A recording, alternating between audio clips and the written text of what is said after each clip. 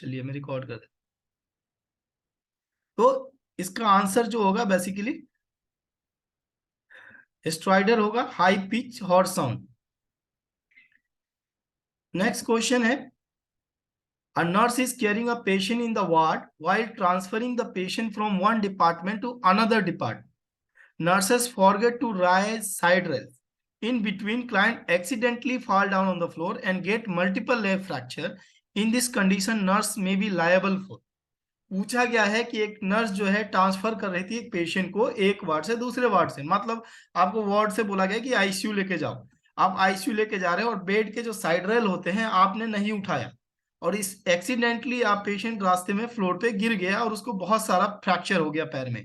तो नर्सेस जो होता है कंडीशन, नर्सेस में भी लायबल फॉर। नर्सेस किसके लिए यहाँ पे लायबल है? नेग्लिजेंसी था या बैटरी था या माल प्रैक्टिस था या ब्रीच ऑफ ड्यूटी था? सब नेग्लिजेंस। हाँ, यहाँ पे लिखा है नेग्लिजेंसी होगा, है ना। नेग्लिजेंसी था यहाँ पे, because nurses do not perform her duty in reasonable act so that she is may be liable for negligency. अब बैटरी क्या होता है? What is battery?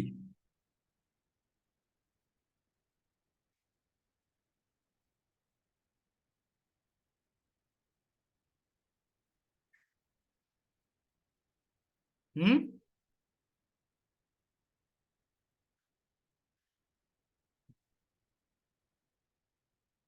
बैटरी आप लोग लगाते हैं ना, पहले स्टेटस बहुत सारे लोग लगाते थे, बैटरी अबाउट डाई, है ना। तो बैटरी का मतलब है हार्मफुल, कोई भी चीजें इंटेंट आप कर रहे हैं पेशेंट के साथ जो कि हार्मफुल है। ऑफेंसिव टचिंग, बिना परमिशन के आप टच कर रहे हैं, ऑफेंसिव टचिंग है, जानबूझ के ऐसा टच करें जो उसके लिए हार्म है, वो बैटरी होता है ना।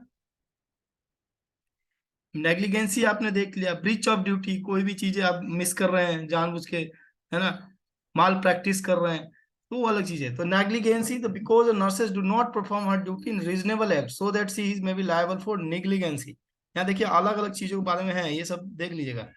एग्जाम्पल क्या होते हैं नेग्लिजेंसी के? कई बार बहुत सारे बदल के क्वेश्चंस आते हैं, तो एग्जाम्पल्स बहुत सारे हैं नेग्लिजेंसी के। Incompetent, incapable assessment leading to some inappropriate actions. आन इनकॉम्पिटेंट है आप किसी काम को करने के लिए, लेकिन आपने उसको किया, तो वो भी एक नेग्लिजेंसी है।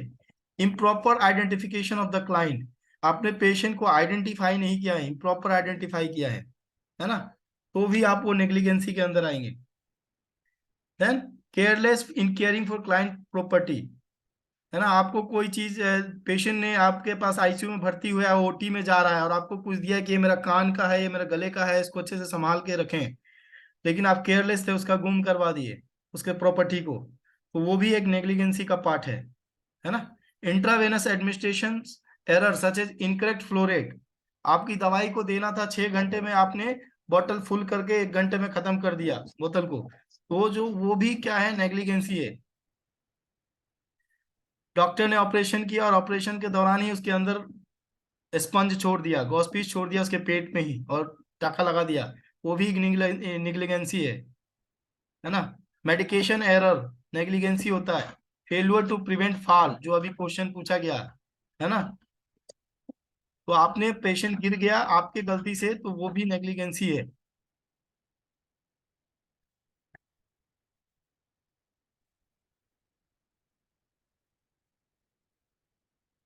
1 मिनट रुकेंगे, 1 मिनट।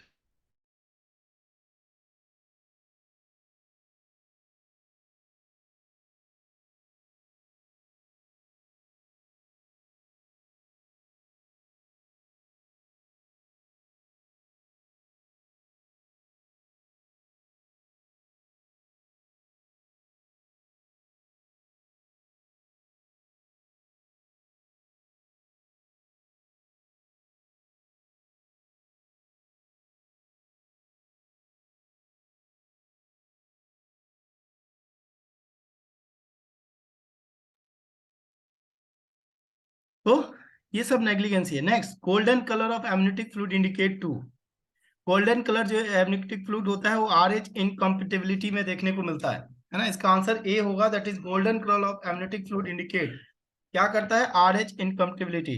जो आपका एमनियोटिक फ्लूइड है अगर वो गोल्डन कलर का है तो वो RH इनकम्प्लेबिलिटी होता है। ग्रीन कलर का है मतलब मिकोनियम स्टेन्ड है, बच्चे ने मिकोनियम पास कर दिया है अंदर ही। देन ग्रीनिश येलो है तो पोस्ट मैच्योर बेबी है। डार्क कलर जो होता है वो कंसील्ड एक्सीडेंटल हैमरेज में देखने को मिलेगा। एंड डार्क ब्राउन मतलब इंट्रा यूट्राइन डेथ हो गया है बच्चे का। तो ये अलग अलग, ये कोई भी कलर आपसे एग्जाम में पूछा जा सकता है, इसलिए अलग अलग कलर के हिसाब से याद रखेंगे, है ना। आपने ओबीजी में पढ़ा होगा। तो golden colour of amniotic fluid indicate to RH इनकम्प्टेबिलिटी।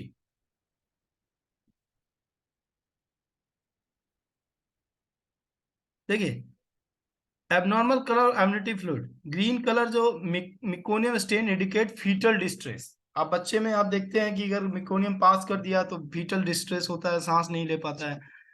In golden colour RH incompatibility due to excessive haemolysis. RH incompatibility है लाइक मदर नेगेटिव है फादर पॉजिटिव है ना, या बच्चा पॉजिटिव है मदर नेगेटिव है ब्लड ग्रुप, तो उसमें RH इनकम्प्टिबिलिटी होने के चांसेस हैं। तो उसके लिए एंटी डी इंजेक्शन लगता है ना, तो वो आप लगा सकते हैं। तो गोल्डन कलर जो है RH इनकम्प्टिबिलिटी में देखा जाता है। Next, a sign of pregnancy consisting of dark bluish and purplish violet color of vaginal or cervical mucosa as a result of increased blood supply to the area is known as। अगर एक pregnancy में dark bluish और purplish violet colour का vagina और cervical mucosa दिख रहा है तो वो कौन सा साइन है? चैडविक साइन है, ऑसिएंडर साइन है, हेगार साइन है, गुडेल साइन है? बताइए।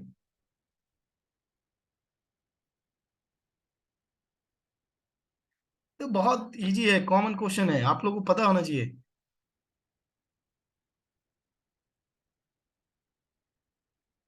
कौन सा साइन है? सर ये सर सर हैगर ये साइन।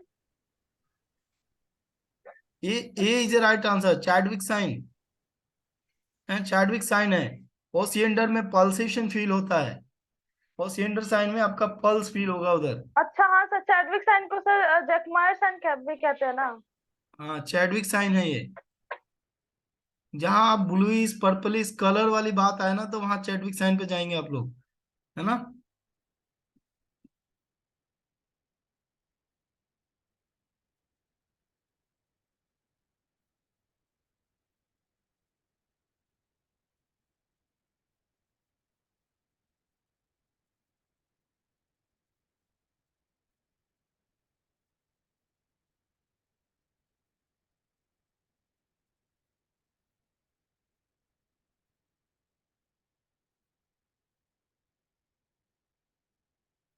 देखिए ये प्रोबेबल साइन है जो बेसिकली प्रेगनेंसी में देखे जाते हैं।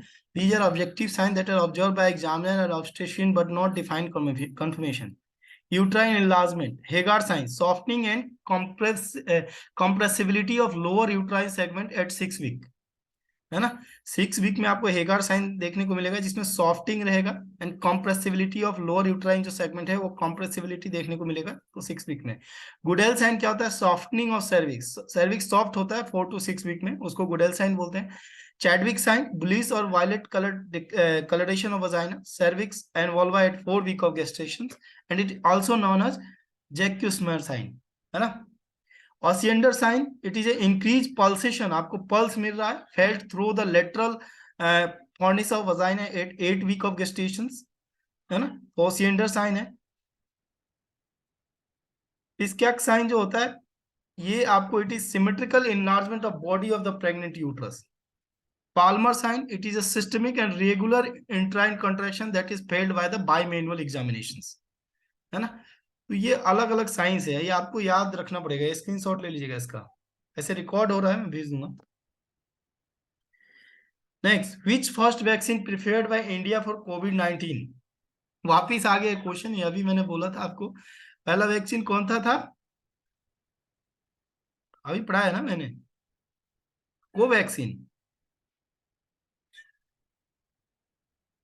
वो वैक्सीन है first vaccine prepared by India, India के द्वारा, जिसमें हम पहला क्वेश्चन इंडिजीनियस वैक्सीन पूछा था, सेम चीज है। Covaxin vaccine prepared by Bharat biotech company with the collaboration of ICMR and NIV Pune, है ना। तो ये भारत बायोटेक कंपनी था, इसने कोवैक्सीन बनाया है जो कि इंडिया की कंपनी है। नेक्स्ट है 100 crore vaccination, Covaxin plus Covishield completed in India on, याद होगा मोदी जी आए थे टीवी पे, बोले थे, बधाई दिए थे। 100 करोड़ वैक्सीनेशन कौन से दिन को कंप्लीट हुआ था, दोनों को मिला के, कोवैक्सीन एंड कोविशील्ड दोनों को मिला के इंडिया में? 21 अक्टूबर 2021, 19 अक्टूबर 2021, 20 अक्टूबर 2021, 22 अक्टूबर 2021, बताइए। The fourth. सर डी वाला। ए इज राइट आंसर है, 21 अक्टूबर 2021। 21/10/21 को जो है आपके 100 करोड़ वैक्सीनेशन जो है कंप्लीट हुआ था इंडिया में, है ना। Next, identify the following instrument in the denote in image, ये पहले भी मैं पढ़ा चुका हूं एक बार इमेजेस क्वेश्चंस में आपको। ये जो इंस्ट्रूमेंट दिख रही है डायग्राम में, ये क्या है? ईटी ट्यूब है, ट्रेकेस्टोमी ट्यूब है, एलएमए है, गुडेल ट्यूब है। ये मैंने रियल का इस ट्यूब का डायग्राम भेजा था, मैं जब ड्यूटी पे था तो आईसीयू से, हमारे यहाँ है ये बहुत सारे। तो identify the following instrument that denote in image, क्या है ये?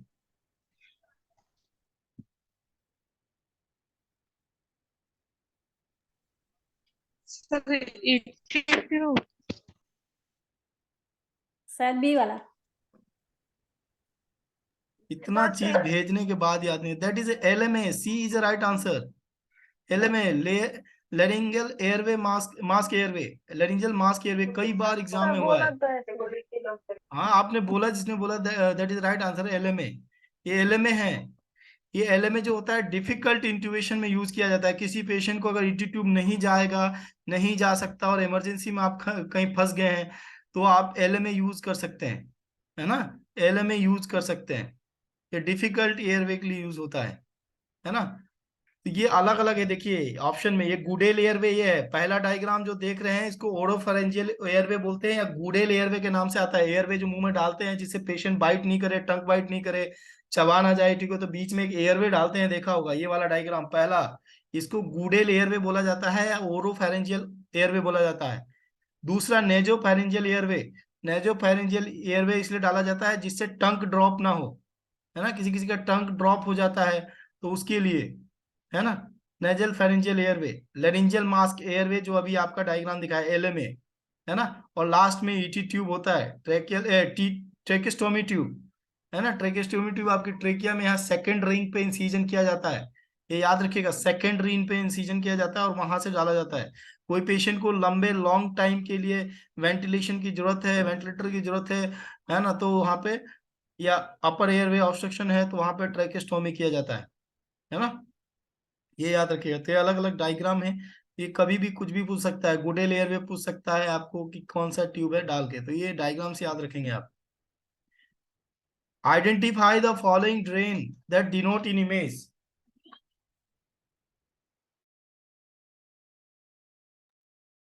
ये जब तक ये इमेज देखिए और आंसर ढूंढिए, मैं 1 मिनट में आया पानी पी के। Identify the following drain that denote in image, negative pressure airway है, कोलोस्टोमी ट्यूब है, जेपी ड्रेन है, या नेफ्रोस्टोमी ट्यूब है। ये कौन सा ड्रेन है, कौन, कौन सा ट्यूब है?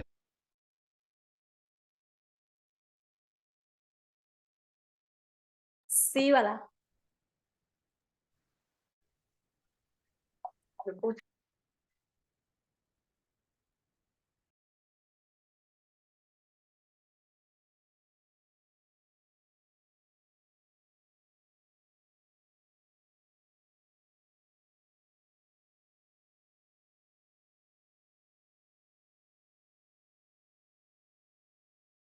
बताइए क्या है ये? सर सी होगा, जीपी। हाँ दैट इज राइट आंसर, सी। सी का फुल फॉर्म क्या है? That is Jackson Pratt drain. ये जैक्सन प्राट ड्रेन है ना, ये जैक्सन प्राट ड्रेन है ना। अब ये देखेंगे, जैक्सन प्राट ड्रेन है ना। Example of open drainage system, Penrose drain भी बोला जाता है इसको। Jackson Pratt drain, this is example of close drainage system, है ना। ये क्लोज ड्रेनेज सिस्टम का एक एग्जाम्पल है। और एक पेनरोज ड्रेन होता है जो छोटा होता है, वो ओपन ड्रेनेज सिस्टम का एग्जाम्पल होता है।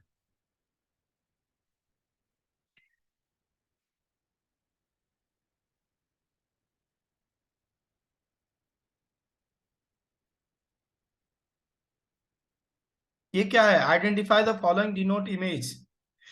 Bipolar cautery, monopolar cautery, LigaSure, AED.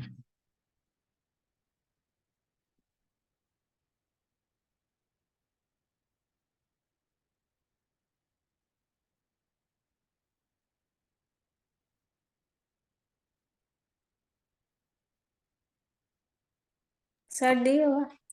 Hmm?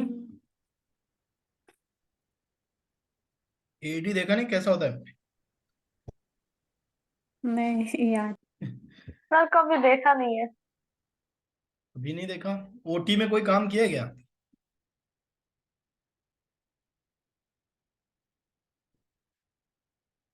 That is a bipolar cautery है। बाइपोलर कॉटरी है। आजकल तो वो मोनोपोलर आ गया है। ये बाइपोलर कॉटरी है, जिसे ऑपरेशन के दौरान जो छोटे छोटे वेन्स होते हैं उसको लाइगेट किया जाता है ना? बाइपोलर कॉटरी है। उसको लाइगेट मतलब ऑपरेशन के दौरान जब ऑपरेशन होता है तो छोटी छोटी वेन्स होती है ब्लीड करने वाला, डॉक्टर इसे कॉटरी होता है, इलेक्ट्रिक निकलता है, वो इससे उसको चिपका देते हैं, जैसे करंट निकलता है। तो ये बाइपोलर कॉटरी मशीन है।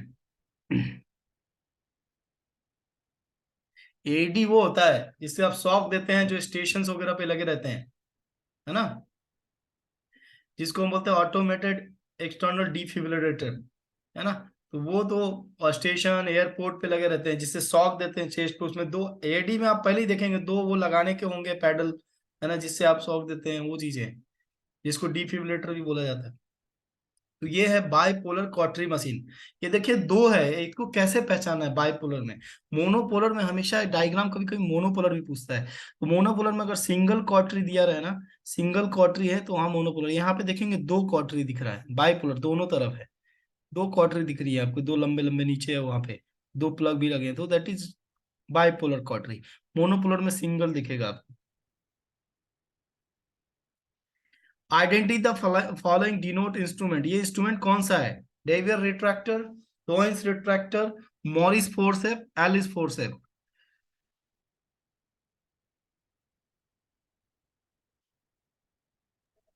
फोर्सिप तो नहीं है, डिटेक्टर ही होगा। सर कौन सा है? डोएन रिट्रैक्टर। ए है, that is sir Deaver A. Retractor है ये। A is the right answer, that is Deaver retractor, है ना, डेवियर रिट्रैक्टर है। A is the right answer, Deaver retractor. Next, identify the following number of surgical blade that denote in image। ये जो surgical blade दिख रहा है ये कौन सा नंबर का है? हम लोग क्या तो डेली यूज होता है ये, वो ड्रेन वगैरह खोलने के लिए, इंसिजन वगैरह के लिए।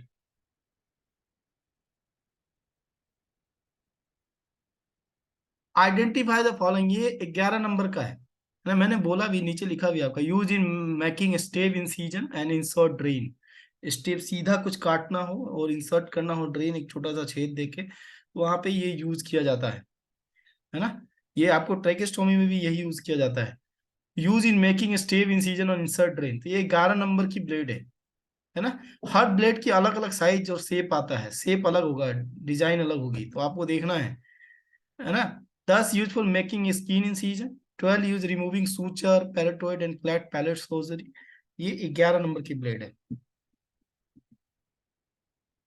ये देखिए 10 नंबर ऐसा दिखेगा, 11 नंबर देखिए, 15 नंबर, और ये 105 अलग ही आता है, derma plane.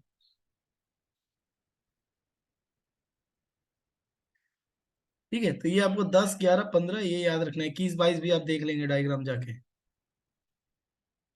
Identify the following denote image. ये क्या है?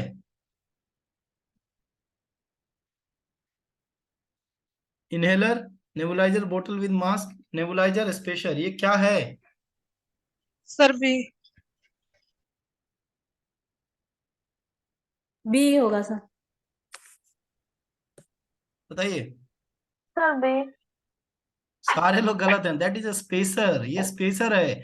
आप कभी पल्मोलॉजिस्ट के पास जाएंगे जहाँ पे अस्थमा सीओपीडी का ट्रीटमेंट होता है, तो वहां पे इसमें जो होता है, लाइक वो जो पफ लेने वाले आते हैं ना, तो डॉक्टर इसमें ये लगा देते हैं और उसके बाद यहीं से दबाती है, तो बहुत तेजी से पफ जाता है। तो ये स्पेसर है, ये ज्यादातर सीओपीडी वाले मरीज वगैरह जो पफ लेते हैं, वो आजकल पहले खींचने वाली भी एक आती है स्पेसर, है ना, वो छोटी वाली, और एक ये पफ वाला भी है। इसको लगा के इसमें दवाई ऐसे डाल के, जो कैप्सूल आते हैं डाल के, है ना, ये स्प्रे आता है, स्प्रे डाल के और इसे दबाएंगे तो झटके से स्प्रे जाता है ना।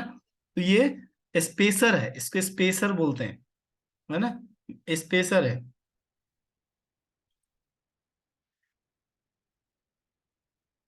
मेरे पापा को यहाँ एम्स में ट्रीटमेंट दिखाया था तो उनको ये स्पेशर ही दिया था, है ना, उनको लंग्स में थोड़ी दिक्कत थी तो स्पेशर दिया था जिससे कि वो पफ लेते थे।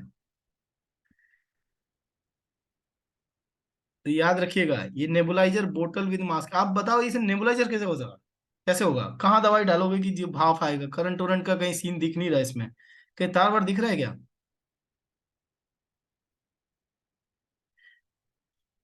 वो कभी कभी डायग्राम को आप ध्यान से देखिए कि क्या हो, आपने दिमाग में देखा कि हाँ नेबुलाइजर मैंने यूज किया है, हमें पता है, ऐसा तो नहीं देखा कभी, तो उससे हट जाइए, है ना।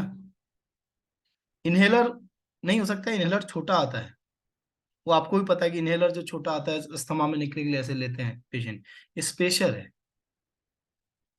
Normal urine output in adult 24 hour में नॉर्मल यूरिन आउटपुट कितना होता है एडल्ट में?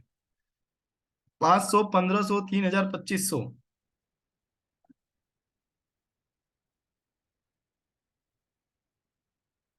Sir 2500।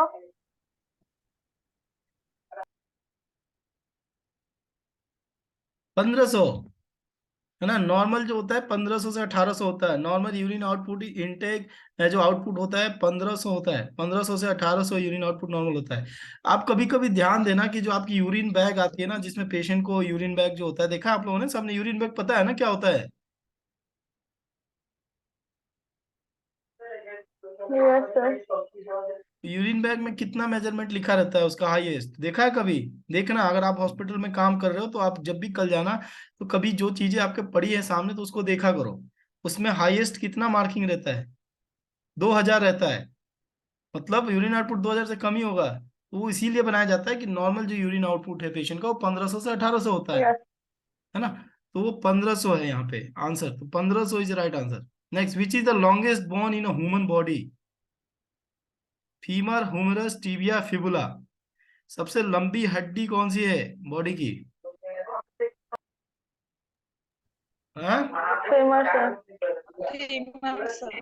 Femur is the sir. Right answer. Femur is the longest bone in the human body. Pelvic girdle और लोअर लिम्ब में टोटल 62 बोन होते हैं lower limb में, ये पेल्विक को लेके। पेल्विक ग्रिडिन 2 इनोमिनेट बोन होता है, लोअर लिम्ब में 60 बोन होते हैं, है ना। तो 60 बोन में फीमर 2 होता है, लॉन्गेस्ट एंड स्ट्रॉन्गेस्ट बोन भी बोला जाता है, हेवीएस्ट बोन ऑफ ह्यूमन। तो अगर आपसे कहीं ऐसा पूछा जाए कि सबसे मजबूत हड्डी या सबसे हेवीएस्ट बोन कौन सी है, तो भी फीमर ही होगा। टीबिया 2 होता है, फिबुला 2 होता है, पैटेला 2 होता है, टार्सल 14 होते हैं, मेटा टार्सल 10 और फैलेंजेस 28। तो इसका आंसर है that is a femur is the right answer, है ना। नेक्स्ट है, what is the compression to ventilation ratio in infant during neonatal resuscitation? What is the compression to ventilation ratio in infant during neonatal resuscitation? Infant में जो हम CPR देते हैं तो उसका कंप्रेशन रेशियो कितना होता है?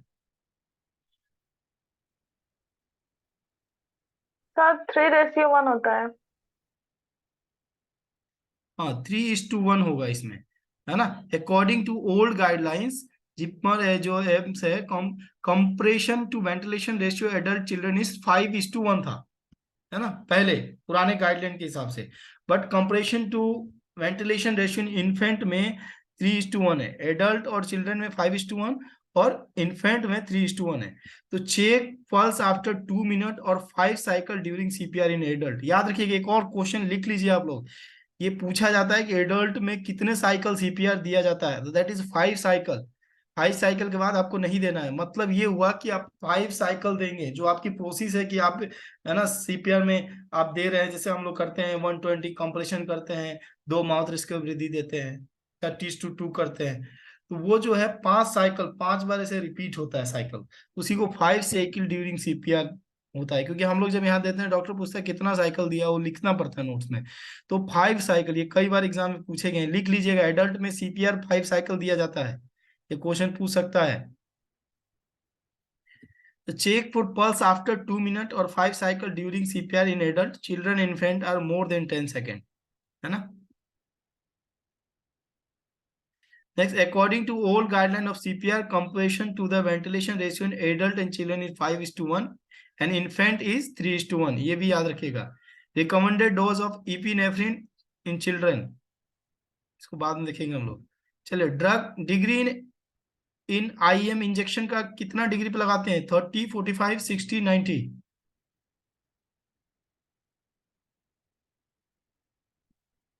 IM इंजेक्शन 90 पे लगाते हैं। 90 degree is the right answer. Angle between skin and needle during IM injection techniques. तो एंगल होगा आपकी स्किन और निडल ड्यूरिंग IM इंजेक्शन का, वो एंगल का टेक्निक कितना होगा? 30 डिग्री पे होगा या 45 डिग्री पे या 60 डिग्री पे या 90 डिग्री पे?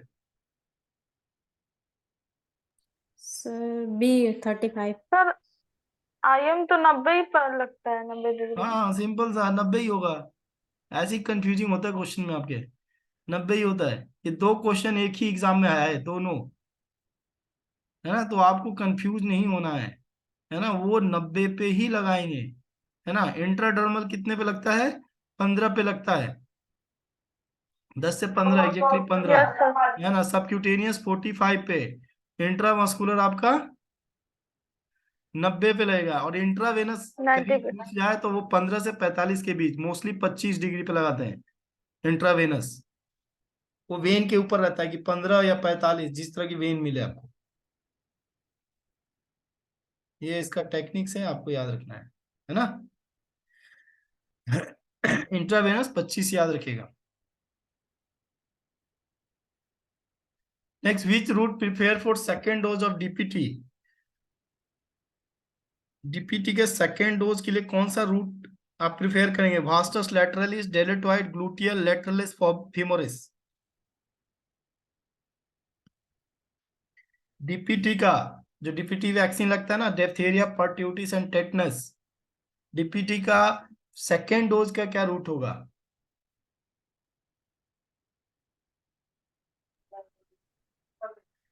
A is a right answer, that is vastus lateralis. A is a right answer. Choice of side हमेशा याद रखिए, इन्फेंट में लगता है। इन्फेंट में हमेशा चॉइस जो रहता है IM इंजेक्शन का, एंटीरियर लेटरल मिड थाई ही रहता है, जिसको हम वास्टस लेटरलिस मसल्स बोलते हैं।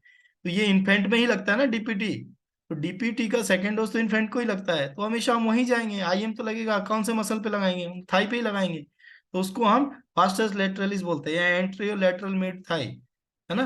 यहाँ पे लगाएंगे, जैसे एग्जाम में देख रहे हैं, है ना। It is a combined vaccine for the protection against the 3 disease, diphtheria, pertussis और टेटनस के लिए लगाया जाता है। और ये किल्ड वैक्सीन होता है, डीपीटी बेटा किल्ड वैक्सीन होता है। इसका रूट इंट्रामस्कुलर होता है। इन्फेंट में इंटीरियर लेटरल या मिड थाई पे लगाएंगे, है ना। और चिल्ड्रन में अगर पूछे कि चिल्ड्रन या एडल्ट में कभी लगाना हो, तो ये आउटर या आउटर के अपर क्वाड्रेंट में ग्लूटियल मसल पे पीछे बैक में लगा सकते हैं। वॉल्यूम कितना है? 0.5 ml, है ना। टोटल 3 डोज लगते हैं डीपीटी के, हैं 4 वीक में, 6 वीक में और 10 वीक्स में। 6 वीक और 10 वीक्स एंड 14 वीक्स, ये 3 डोज लगते हैं।